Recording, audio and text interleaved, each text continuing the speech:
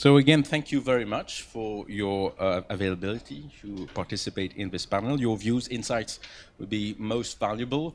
So essentially the discussion is based on what we presented and based on the discussions we had over the 2 days, essentially seeking your views on the relevance and challenges and the concrete steps towards implementing the sharp priority outcomes as we, and together with the joint action partners, have identified them, and at each of the 3 levels, but to start with at the national level. So we would be happy to have views from the national representatives of Finland and Estonia.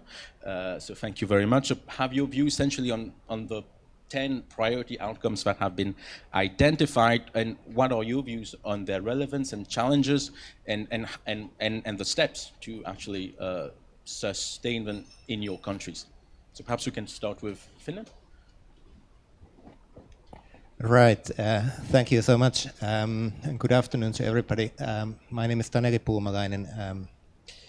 As was told, I work for the Ministry of Social Affairs and Health.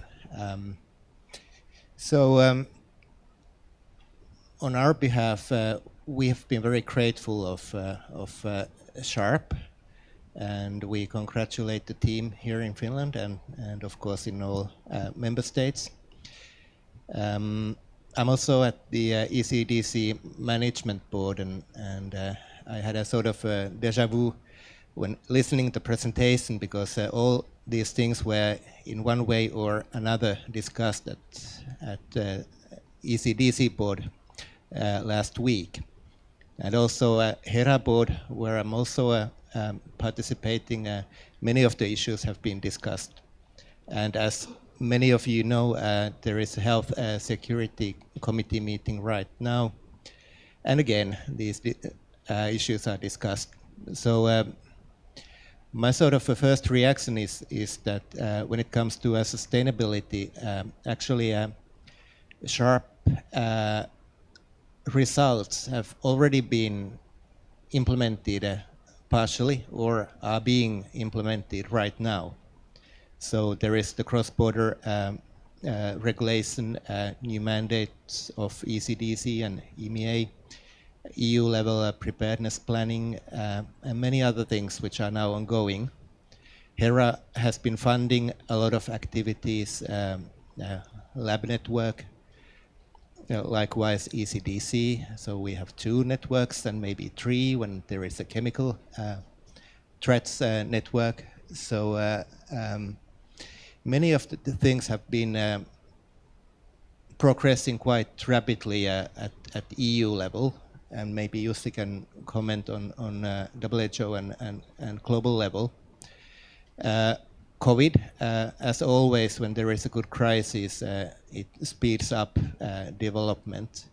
And then, as we all know, the Russian war against Ukraine, another crisis, also a health crisis, has led to a situation where the EU is investing a lot to preparedness and crisis management.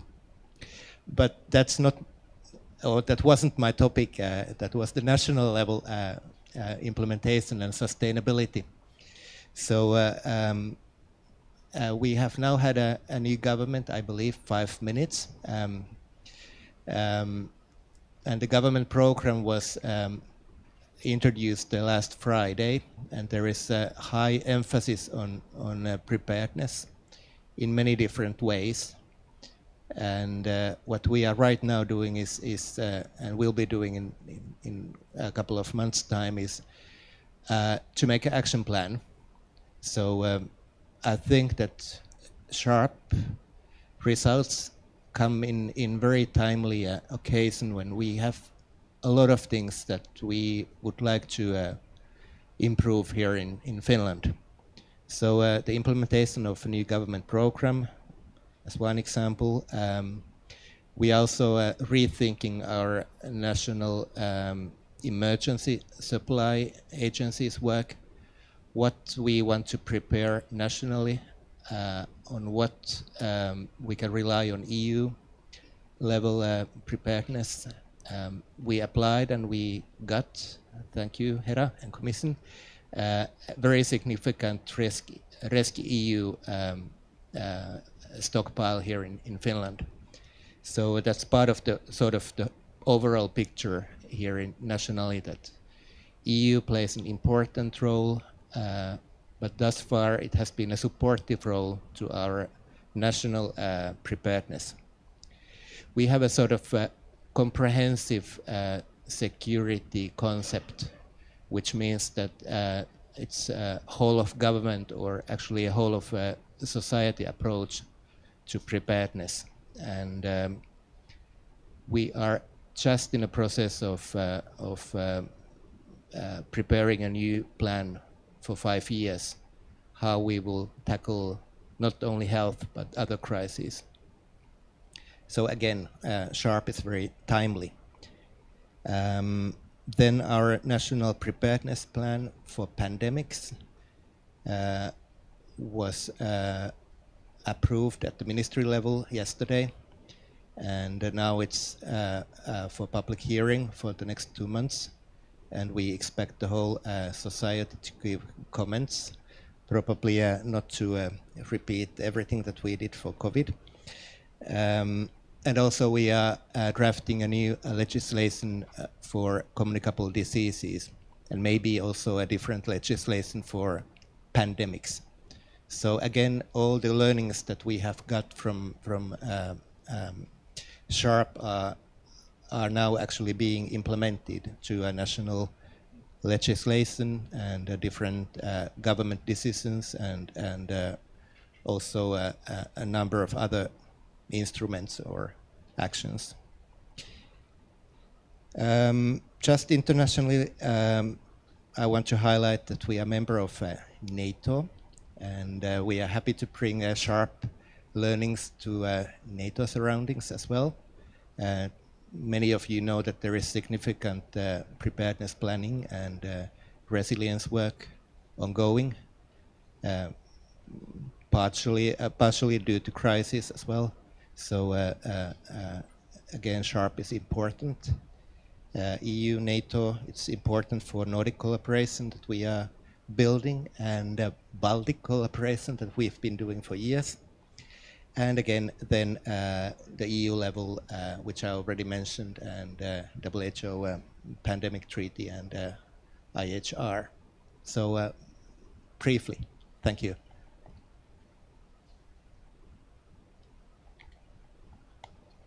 Thank you very much for these comments. Very interesting news. You touched on the broad aspects and the relevance of SHARP at these 3 levels: so national, EU, and global. You mentioned the global, and it's interesting listening to you as well. It confirms the fact that the levels are linked. You presented them as 3 separate, but they are very much linked and more interlinked, and they have linkages and relevance which are important to consider. So thank you for this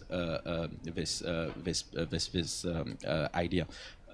So a representative from Estonia. So please, if you have any comments. Yeah, I represent specifically laboratory point of view, and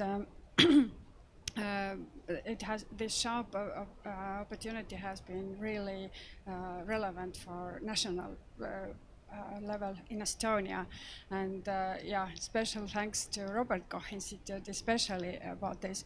But indeed, when pandemic started, then we realized that we do not have this capacity to perform all this analysis, and here in 2021 it was very great input from ECDC with the HERA program, that we could receive a reasonable amount of finances to renew all this technology, as well as implement sequencing in our lab. And during these 2 years, this development of the laboratory has been remarkable. So today we perform surveillance from the clinical samples, from the environmental samples, from the wastewater, drinking water, swimming water, etc. And this is all happening within the same laboratory, and here within the shop, perhaps Estonia hasn't been, or the input from Estonia side has been small within this sharp project, but I guess we are the biggest winners from this, all this collaboration with the neighbor countries. Again, Robert Koch Institute as well as DHL has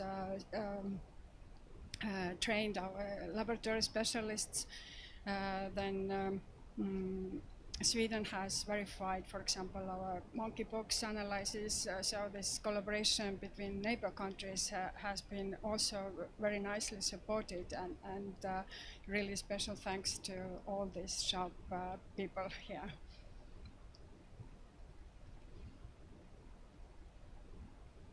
Thank you. Thank you very much. Tricky, Michael. I'll try to leave it on for next time. So thank you very much. Perhaps we can get some news from EU DG Santé. Thank you very much again for being here. Just a few words, because obviously health is a national competence, but it's also a supportive competence of the EU. And the cross-border health threats in the new EU package is really a step forward, a step change in terms of strengthening the EU role in this supporting competence, and a building block towards the EU health union, which we will not only encompass the health security, but broader aspects as well. And health security is a bridge towards there. And it's interesting to have views of a commission on that, looking at different disposition. For example, as mentioned, Article 6 provide for a stronger link or stronger coherence between the national plans and the EU plans. And there's a pathway here, an opportunity for having a concerted approach towards strengthening national plans capacities as mandated by the regulation. So, yep, thank you. Yeah, sure, thank you. Yes, so I think I can come in on those 3 points. So, the road to sustainability has 3 kind of different roads: the national, the EU, and the global level. I mean, on the national level, obviously, countries are best placed to take the outputs of Joint Action SHARP further. It's nothing new. I mean, the evaluation team also mentioned it. Sometimes there's a disconnect between agency or public health institute and then the ministry and more political level. These are the things we kind of maybe also see. But member states are really in the driving seat here. Then maybe building on that, you can make use of some of the available tools that we have at EU level for furthering, member state activities. For example, the Health Security Committee. I mean, this is also for exchange of information, where, maybe Commission is not so much pushing, but member states can take the driving seat. I think this peer-to-peer approach, member states are much stronger positioned than the Commission because we don't have this full health competence. So I think it's easier for one member state to kind of export its approaches and like with their peers, promote certain ideas or principles. So yeah, that's what I would say on the national level, that member states are really best placed. Maybe also to kind of benefit from the current momentum. I mean, we've never had this much attention, investment, legislative tools coming into place, and use of them. I mean, now in every competent authority and all levels of government, everyone knows what tools are actually under their belt. They can trigger all of those. So I think there's a really, really great awareness that we need to benefit from. So for Joint Action SHARP kind of outputs at EU level, I mean, I think you already highlighted all the relevant articles under the new regulation. So I think a lot of the gaps that were identified are kind of being filled now, slowly. But we need to make sure that we kind of feed the SHARP knowledge specifically into those discussions at the Health Security Committee, at the Technical Working Group on Preparedness, and other forums with the ECDC, for example. What else do I want to say? Yeah, some of them already have a kind of transition, I guess, foreseen. I mean, you also were worried about a lot of areas finding a new home. I understand with Joint Action Terror, there's also some synergies being created there with the reference labs that we had this morning. And also maybe another concrete example, so we were very interested in the simulation exercise repository to have this uploaded in EWRS, as we realized there was nowhere that was actually kind of indexing all of those multi-country exercises that we can have there at the moment. And maybe also on the training, I mean, Article 11 on training is a kind of new element at EU level under the regulation. So I think the outputs from that are also very relevant, and I understand the contractors already contacted the team to kind of seek inputs and take on board some of their work. I think maybe concretely at the EU level, now we need to receive all the final deliverables from Joint Action SHARP. So I understand it's 16 out of 33, as Anna mentioned yesterday, so we're eagerly waiting with Hadea. And then the next step is really what we start now already, the feedback to policy, seeking the conversations within your countries, also at EU level. I think I'm also going to go home with a big luggage full of ideas and inspiration. We had lots of colleagues from my unit, from DG Sante, so you definitely had all the experts, even if they were virtually connected. Yeah, and I really think, maybe just on also another practical note, some of the work, like with the chemicals, maybe not the nicest topic, but with Brexit, usually member states will champion their ideas that they produce, and now we need to see, is there another member state that wants to kind of champion this work? Taking it forward just concretely now, I think we could, Commission would need to look at the proposal in a bit more detail, but we could very easily facilitate a meeting with the EMC DDA, so the kind of European Drug Center, and then also with ECHA. So, but yeah, having relevant participants involved there. Sorry, I'm taking long, but maybe just to go to the global level. Okay, some of the work at EU level is now being addressed with the regulation on serious cross-border health threats. At international level, we have revision of the IHR that's still ongoing. So the kind of, we need to wait a little bit until all of that's concluded. But I think you had a lot of learnings and observations coming out of SHARP, and I really hope you've been in some shape or form feeding into the revision process with your colleagues and the diplomatic services or the technical leads that are in Geneva as well. And of course also the pandemic agreement, where negotiations are also ongoing and a little bit more tough than the IHR as we start from scratch. Yes, maybe also on the IHR, in the past, the commissioner, at least DG Sante, has actually not been super involved because we always saw it as member states having the lead here. So I understand there was now some interest for the EU to become full member of the IHR. Member states were a little bit resistant to this. I don't know. So traditionally, it was really the Commission's supporting the coordination, exchange, facilitating role for the member states. I don't know if this should change in the future. Yeah, and then also maybe in terms of ideas coming out on the international stage, I mean, obviously this discussion involves WHO, and as one of our main interlocutors at EU level, there's also other DGs beyond DG Sante. I mean, we're focusing more on implementation of legislation, but also DG INTPA, FPI, EIS, they have big budgets if countries have things they want to push at international level. So I would encourage you all to think creatively and find channels for relaying that information. Thanks. Thank you very much. You're very broad. Yeah, you addressed all the levels. You mentioned the revision IHR pandemic treaty, indeed, member state-led process, but it's also an EU mandate of a Commission negotiator or EU negotiator, and indeed it's a very good message to feed in because the work we do are practical level elements which are discussed more in a broad sense in the discussions, but indeed it's important to feed in those elements regarding the practical implementation and implications of the discussions around the IHR and pandemic treaty, but as well through the Commission as well, who has the EU negotiator. So indeed, it just shows even more how all the issues are interlinked at all levels. So giving the floor now to Deutsche Euro, UC, thank you indeed again for being here. and we'll be very much interested to have your views because some or several of the outcomes of the workshop has done also has relevance to the EU, for the EU specifically, and looking at the cross-border health threat and the security framework, but also have relevance beyond, or even say a stronger relevance beyond the EU, or the cross-border. Again, it doesn't stop at the EU borders, so there's a relevance there for the pan-European level. You mentioned Brexit and the issues with chemical threats. So Brexit is for now not an issue for Europe.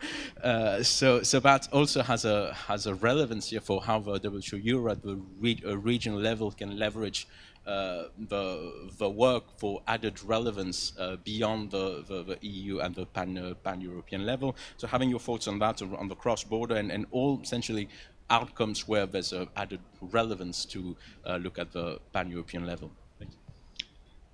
Yes, thanks, Francois, and thanks for the other panel members for setting the scene. Yeah, I would start by stating again that these levels are very much interconnected. I wouldn't artificially separate these in these discussions because they all affect each other, right? So, starting from the national level, and maybe starting from kind of enabling factor perspective, the question was, what was the question? What are the views and relevance challenges and concrete steps towards implementation of the SHARP activities, right? So, how do we then implement these activities? And I think first of all, SHARP itself is a capacity building activity, and I think we shouldn't underestimate the power of this networking and the fact that people are working. We had a little discussion of that last night during dinner, and that it's really something. It's a deliverable as well, that we have this community here and people know each other, and that really facilitates the cross-country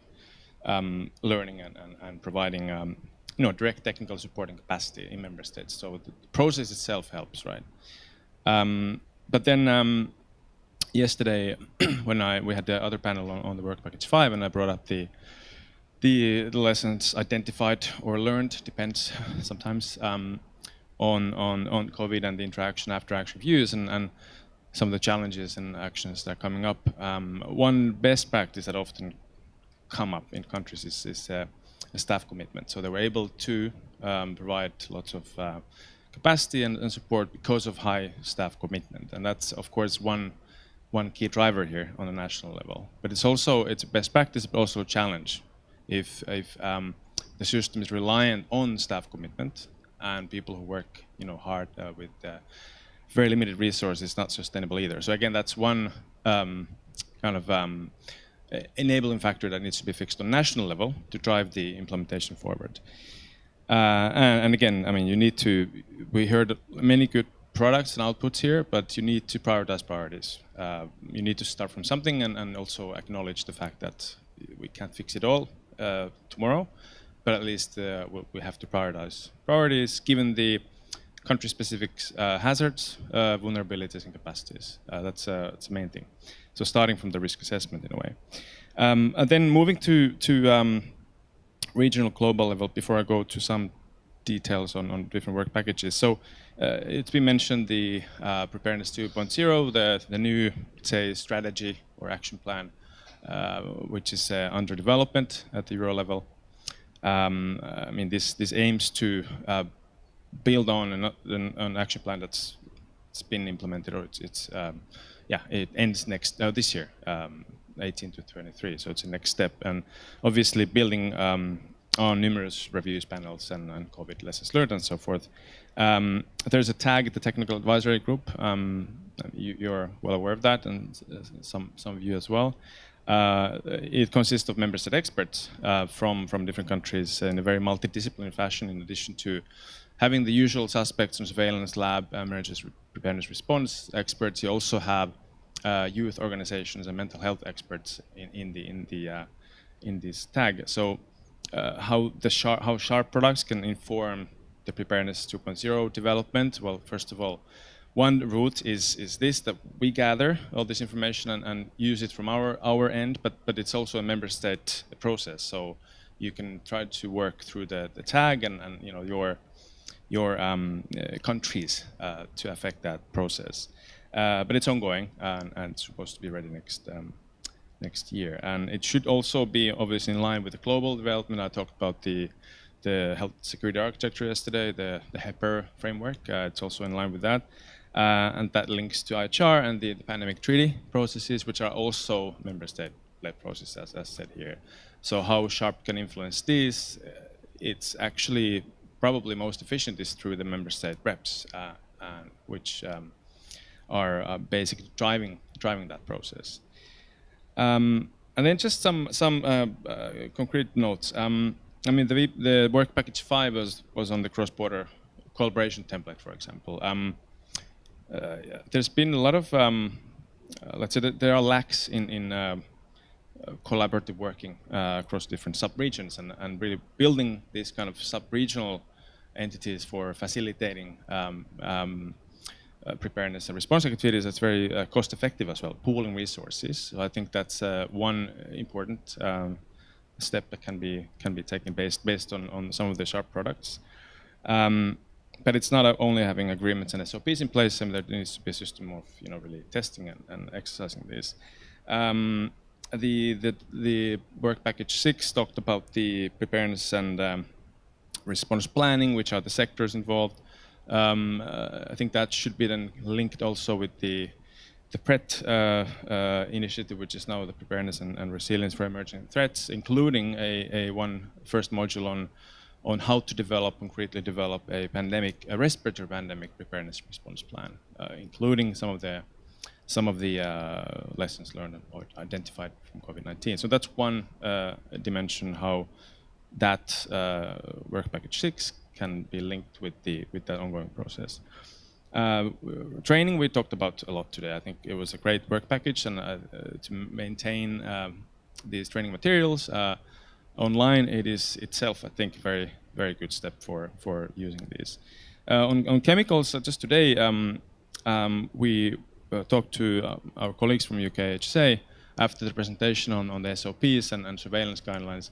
There are a number of countries where we have recently conducted very comprehensive assessments. You were part of one of these, and where you have very low capacity on this particular area. So facilitating the use of SHARP products in these countries as we speak, I think that's also one concrete example how the products can really inform the country preparedness response activities.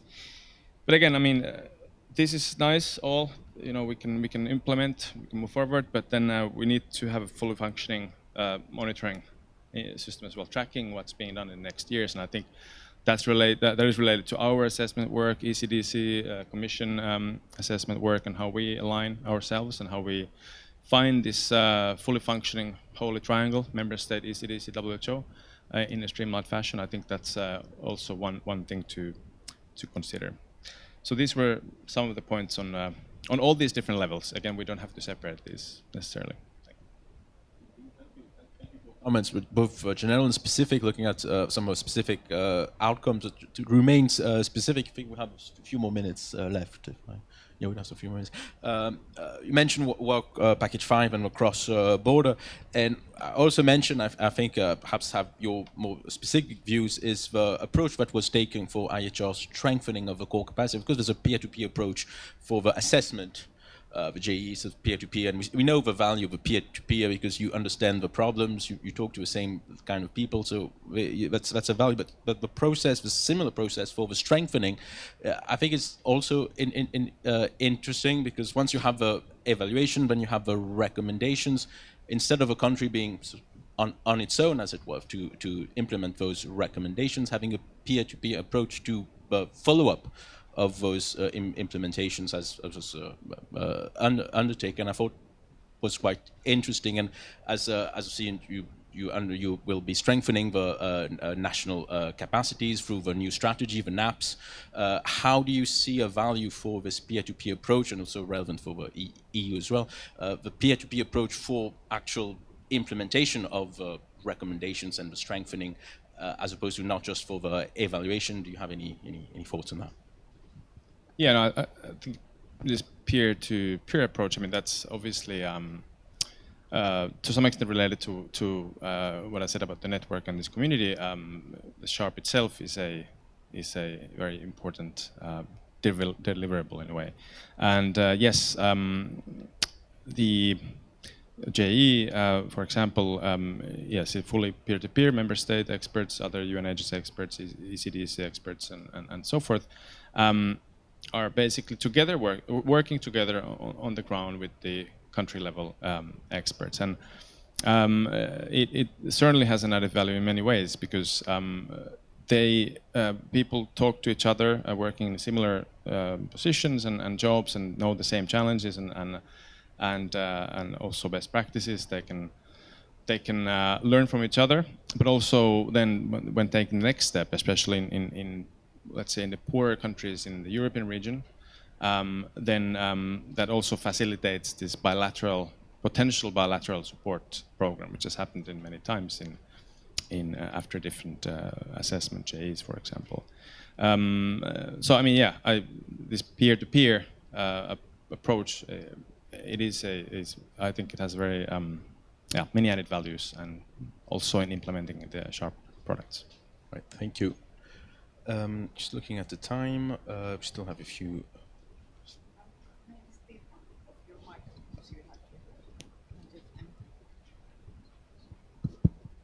Just a reminder that we have Professor Christopoulos also on the line. You have all the time. Right, thank you.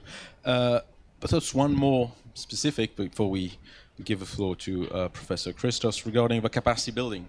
Yeah, that was identified as a common priority of EU, and it's in the Euro work program as well as member states as well, and global level with WHO Academy. But on a concrete or practical level, since we have all the partners here, how would how would the material develop here within Sharp, so implemented by Work Package 8, but the material itself developed by different partners?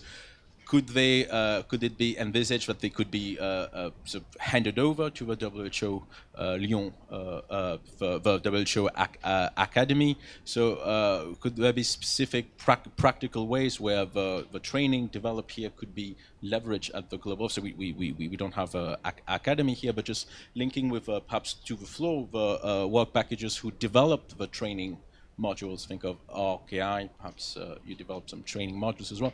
Is it feasible, practical from your point of view to simply, not simply, but link with academy in terms of leveraging those trainings at the global level? Perhaps RKI first, perhaps, if you have a comment.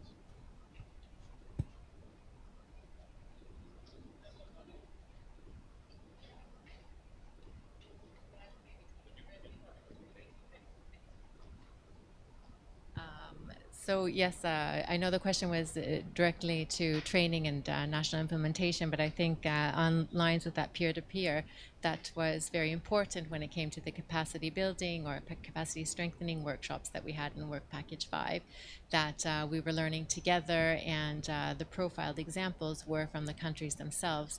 And not only are they telling us what they did and how they achieved it, but also, not what they did, but also the way to achieve it and what things had catalyzed behind that. And what we saw that was very important over the work package that Latvia had mentioned, now Indra just left, but that the recommendations of joint external evaluations finally came into place with the political will and the money behind them when we were responding to COVID.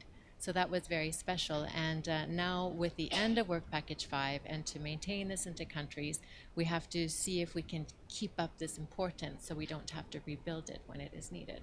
So that was my point. Maria, did you want to say something about training?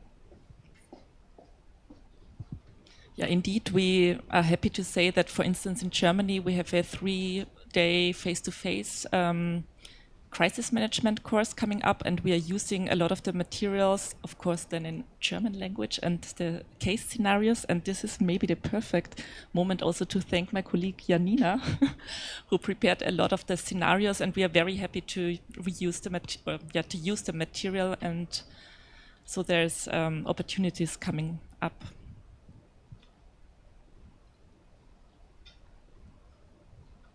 Roland, thanks. Just a short comment. I think it could be also a very good example for integration on a global level of our laboratory network. Maybe you know that the RKI is nominated as a WHO collaborating center for emerging infectious diseases and biological threats.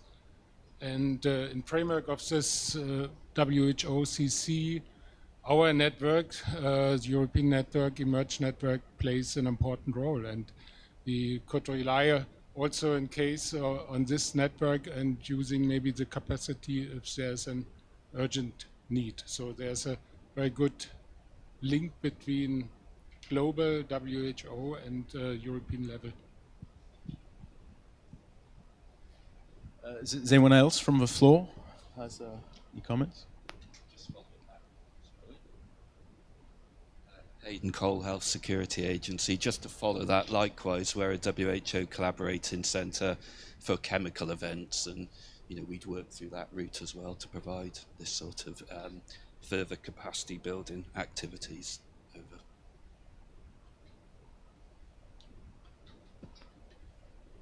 Anyone else from the floor? Can I browse a quick note on what Maria said and Sarah? I think that's the key thing. I mean, we can all the materials, we can host those on some platform. That's nice. We have to keep those somewhere. But nothing happens if they just stay there on the platform. So we all know about materials. You're using that in the crisis management course. We have been using some of the SHARP materials in the trainings, acknowledging SHARP, obviously. So that's part of it. We know here what has been produced and then how they could be actually used in real life. Yeah. Anything else? Any other comments from the panelists? Anything else from the floor? Otherwise, we can give the floor to Christos. Thank you, Professor Christos, for your presence, for your connection, and thank you for any comments. We look forward to hearing you. Thank you. I would like to thank first of all, the coordinators for inviting me and for giving me the opportunity to act as external evaluator. I have to say that, Francois, I enjoyed your report and your presentation. It was well structured. These levels from national level to global level, from short term to long term, I think it's very, very important. And from my experience also, sustainability is the most difficult part of a joint action or a project, always. And the usual mistake we're doing when we're leading or we're participating in a joint action or a project, that we don't start from the beginning thinking about the sustainability. And because, okay, maybe the quality is one fact that the quality of the deliverables in order to be used. But I think other issues are also important. For example, if we identify from the beginning the possible users at different levels, and then how we should approach them in order to capture their needs and cover their needs through what we are going to develop. And the difficulty, again, starting from national level, going to global level, is increasing. So in my opinion, it's more easy to achieve sustainability at national level, more difficult at regional level, and even more difficult at global level. And the same, starting from short term, medium, and long term, again, the difficulty is increasing. So from the beginning, I think it's good to start thinking of different levels. And again, as you mentioned very, very correctly, and start working from the first day on the sustainability of what is going to be developed. I had the opportunity to, during this external evaluation process, to discuss with all the levels, with member states, work package leaders, with agencies at the regional level, EU level, and also with WHO. So I think that, first of all, SHARP developed a large number of deliverables, despite some difficulties because we don't forget that it was during the pandemic. And I have to say, good deliverables, the quality was good. And I was happy to hear here some good examples of national usage of the deliverables. From Finland, for example, they mentioned that they are using the deliverables. Also from Estonia. And I was also pleased to listen to DG Santer that they are planning to use some sharp deliverables also. They mentioned that they are going to use the platform AWS in order to sustain some of the exercises.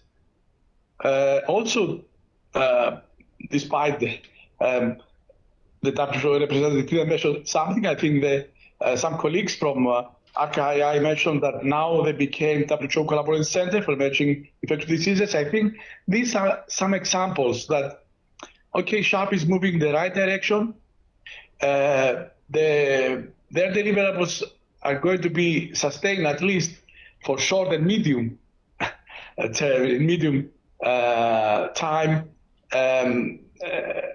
in different levels, mostly national levels, but also there are some initiatives for EU level, and possibly in global level. So I'm quite optimistic that what you deliver as a joint action is going to be useful in all the levels, and looking forward to see in the future how they are going to be used.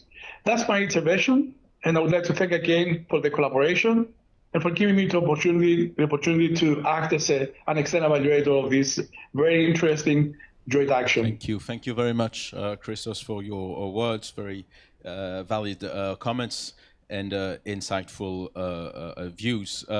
So we'll have a few minutes to spare, unless we have any other comments from the panelists or the floor. Allow me a few words to conclude.